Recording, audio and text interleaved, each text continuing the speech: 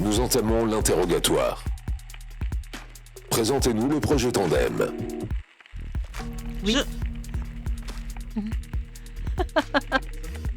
De mon point de vue, c'est vraiment avoir l'opportunité en tant qu'artiste d'être directement en dialogue avec une politicienne. On a rarement en fait l'occasion d'amener une personne de la politique à l'intérieur même de nos métiers pour essayer de faire comprendre par le corps, par les sens, ce qu'on fait. Je crois que notre première rencontre était justement autour d'un spectacle. Pour moi, c'était surtout déjà de comprendre ce que c'était les arts circassiens, parce que c'est vrai que j'avais une vague idée.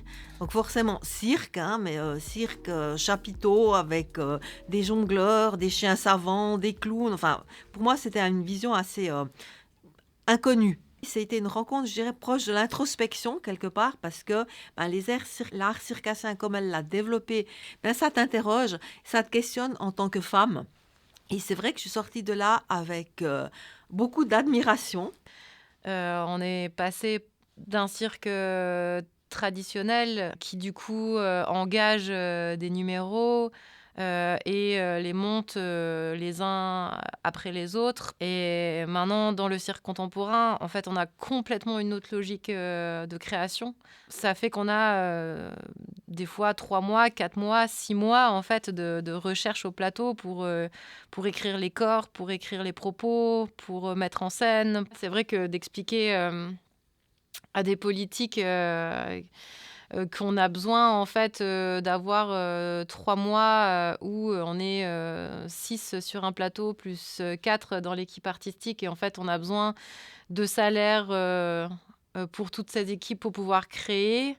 Ça fait des gros montants et il faut expliquer pourquoi en fait. Je crois que c'est ça qui est fatigant, toujours devoir se justifier et convaincre que la culture est importante. C'est sûr, c'est essentiel, hein.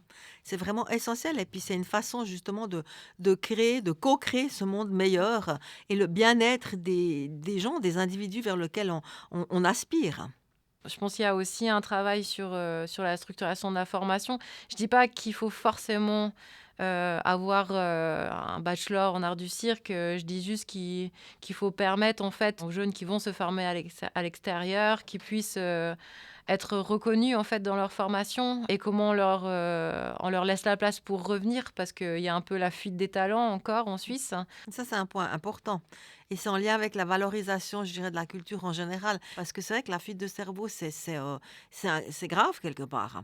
Parce que c'est tout ce qu'on ne laisse pas aux générations futures. J'avais un panorama un peu opaque de ce que c'était que la culture en Valais. Déjà, le mot culture, c'est extrêmement vaste, parce que ça va des archives, en passant par le patrimoine, il y a l'écriture, il y a les films, les arts circassiens, donc c'est extrêmement riche et vaste.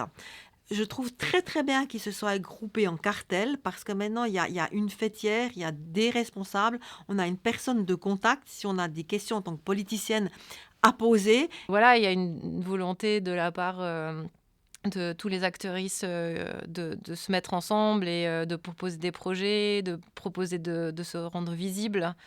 C'est très joyeux. L'interrogatoire est terminé. Enlevez votre casque et rencontrez votre tandem. Je sais pas où elle est, Sarah. Je vais le faire. Ah, mais non, mais arrête. Je vais pas penser que tu étais derrière moi. Oh, salut, ça va?